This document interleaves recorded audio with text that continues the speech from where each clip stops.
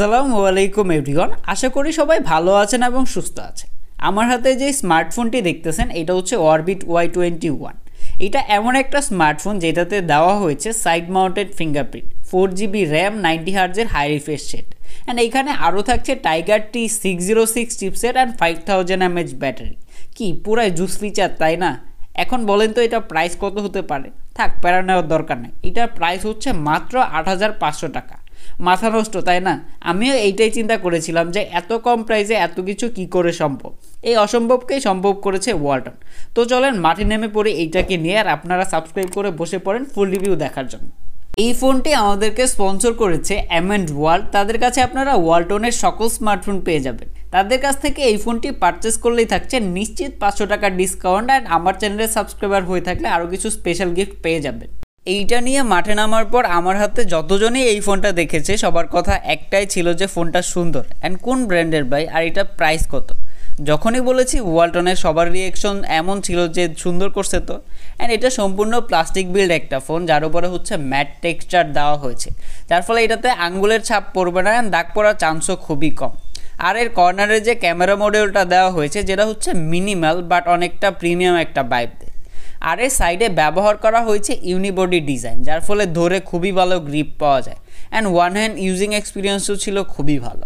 আর এর থিকনেস হচ্ছে 9.1 মিলিমিটার, আর এর ওয়েট হচ্ছে 188 গ্রাম। ওভারঅল ওয়েট ডিস্ট্রিবিউশন আমার কাছে ঠিকঠাকই মনে হয়েছে, কেননা 5000 mAh ব্যাটারি অনুযায়ী 188 গ্রাম ঠিকঠাকই বলা যায়। তবে এইটার যে থিকনেস 9.1 মিলিমিটার, তবে এটা এতটা মনে হয় না, মানে কর্নারগুলো কার্ভ থাকার কারণে আমার কাছে আর একটু কম মনে হয়েছে, যার ফলে গ্রিপিং ভালো ছিল। যদি এর পোর্টস অ্যান্ড বাটন নিয়ে বলতে যাই তাহলে ডান পাশে থাকছে power button and volume rocker. Power বাটনেই প্লেস করা হয়েছে সাইড মাউন্টেড ফিঙ্গারপ্রিন্ট, যেটা বর্তমান সময়ে এই প্রাইস পয়েন্টে দেখা যায় না, যেটা যথেষ্ট ফাস্ট অ্যান্ড অ্যাকুরেট। বাম পাশে থাকছে ডেডিকেটেড সিম ট্রে, যেখানে আপনারা একটি সিম একটি মেমোরি ইউজ করতে পারবেন। আর এর নিচের দিকে আসলেই পাচ্ছেন 3.5mm headphone jack, main microphone, type C port. ভালো ব্যাপার যে এখানে টাইপ সি পোর্ট দেওয়া হয়েছে, আমার মনে হয় যে এটা সবারই ম্যান্ডেটরি করা দরকার। অ্যান্ড আরও থাকছে স্পিকার গ্রিল, যেটা সাউন্ড কোয়ালিটি আমার কাছে ঠিকঠাকই মনে হয়েছে, যথেষ্ট লাউড ছিল প্রাইস পয়েন্ট অনুযায়ী। তবে ফুল সাউন্ড দিলে হচ্ছে কিছুটা ডিস্টরশন খেয়াল করবেন। Y21 এর ডিসপ্লেতে ব্যবহার করা হচ্ছে 6.6 ইঞ্চের একটি IPS HD+ ডিসপ্লে, যার রেজুলেশন হচ্ছে 720x1600 পিক্সেল। আর এর PPI হচ্ছে 269 PPI। আর এখানে 20 এর নচ ডিসপ্লে ব্যবহার করা হয়েছে।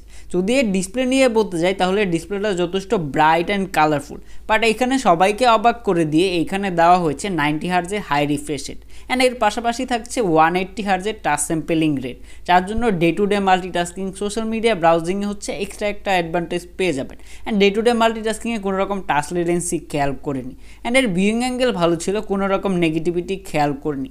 তবে এটাতে প্রোটেকশন হিসাবে কী থাকছে তা জানা যায়নি, যার জন্য অবশ্যই আলাদা করে একটি স্ক্রিন প্রোটেক্টর লাগিয়ে রাখবেন। তবে এটার যে লোয়ার চিনটা আছে যেটা হচ্ছে আমার কাছে একটু বেশি মনে হচ্ছে, আর একটু ন্যারো রাখা গেলে ভালো হইতো। তবে এটার পিক ব্রাইটনেস হচ্ছে 400 নিটস, যার জন্য এটা ইনডোর অ্যান্ড আউটডোরে ভালোভাবে অপারেট করতে পারবেন কোনো রকম প্রবলেম ছাড়া। এটা হচ্ছে ইনডোরে ভালোভাবে অপারেট করতে পারতেছিলাম, যথেষ্ট ব্রাইট হয়। তবে ডিরেক্ট সানলাইটে গেলে কিছুটা প্রবলেম হতে পারে, তাছাড়া কোনো রকম নেগেটিভিটি বা ওই রকম কোনো কিছু খেয়াল করি নাই। এই ফোনটির রেয়ারে থাকছে ডুয়াল ক্যামেরা সেটআপ, যার মেইন ক্যামেরাটি হচ্ছে 8 মেগাপিক্সেলের, আর এটা হচ্ছে 0.8 মেগাপিক্সেলের ডেপথ সেন্সর। আর এর ফ্রন্টে থাকছে 5 মেগাপিক্সেলের সেলফি ক্যামেরা, অ্যান্ড এইটা দিয়ে আপনারা সর্বোচ্চ 1080p 30 fps ভিডিও রেকর্ড করতে পারবেন। অ্যান্ড এইটার ভালো ব্যাপার হচ্ছে যে এখানে যে পোর্ট্রেট মোডটা আছে এটার ব্লার লেভেল হচ্ছে নিজের ইচ্ছা অনুযায়ী কমাইতে বাড়াইতে পারবেন। যদি এর পিকচার কোয়ালিটি নিয়ে বলতে যাই তাহলে ডে লাইটে যথেষ্ট শার্প ইমেজ ক্যাপচার করে, অ্যান্ড ছবিতে বেশ ভালো পরিমাণে ডিটেলসও রাখতে পারে। অ্যান্ড এইটা হচ্ছে কিছুটা স্যাচুরেটেড কালার প্রডিউস করে, যেটা হচ্ছে সবার কাছেই ভালো লাগবে। তবে লো লাইটে গেলে কিছুটা গ্রেনের দেখা পেয়েছি। তো চলুন দেখা যাক এর তুলো ছবিগুলো কেমন ছিল।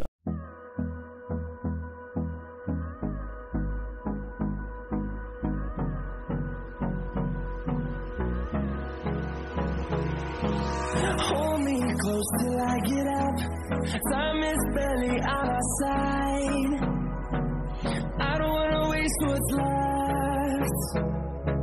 The storms we chase are leading us, and love is all we'll ever trust. Yeah, no, I don't wanna waste what's left. And on we'll go, through the wastelands, through the highways,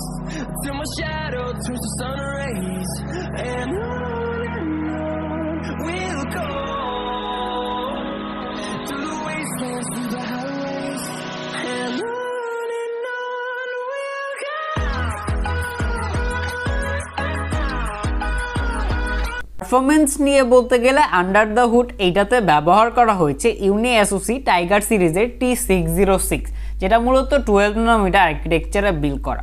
আর এর জিপিওতে ব্যবহার করা হয়েছে মালি G57 and এইখানে আপনারা RAM ROM ভেরিয়েন্টে পাচ্ছেন 4GB RAM and 64GB internal storage and এখানে 2GB হচ্ছে rapid memory, যেটাকে ভার্চুয়াল র্যাম বলা হয়। আর এর স্টোরেজ টাইপ হচ্ছে eMMC 5.1। পারফরমেন্স নিয়ে বলতে গেলে ইউনি এসওসি টাইগার T606 যথেষ্ট পাওয়ারফুল একটা প্রসেসর। ইভেন এটাকে এন্ট্রি লেভেলের ফ্ল্যাগশিপও বলা যায়। ইভেন এটার বেঞ্চমার্ক কিন্তু প্রায় 1.5 লাখের উপরে আসে। যদি এটার পারফরমেন্স নিয়ে বলতে যাই তাহলে day to day multitasking, social media browsing, মানে মূল কথা হচ্ছে আপনার রেগুলার যে কোনো কাজকর্ম করে নিতে পারবেন এটা দিয়ে কোনো রকম প্রবলেম ছাড়াই।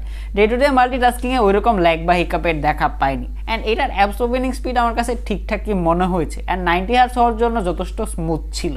যদি এর গেম প্লে নিয়ে বলতে যাই তাহলে 8,500 টাকা প্রাইস পয়েন্টে এটার মতো গেম প্লে করে কোনোটাতে মজা পায় না। এটাতে হচ্ছে ফ্রি ফায়ার খেলেছিলাম, ফ্রি ফায়ার হচ্ছে আলট্রাতে প্লে করা যায় অ্যান্ড গেম প্লে যথেষ্ট স্মুথ ছিল, ল্যাগ বা স্টার্টারের দেখা পায় নাই। অ্যান্ড এটা দিয়ে হচ্ছে অন্যান্য যে 3D বা 2D গেমগুলো আছে সেগুলো ভালোভাবেই খেলতে পারবেন, কোনো রকম ল্যাগ বা হিকাপের দেখা পাবেন না।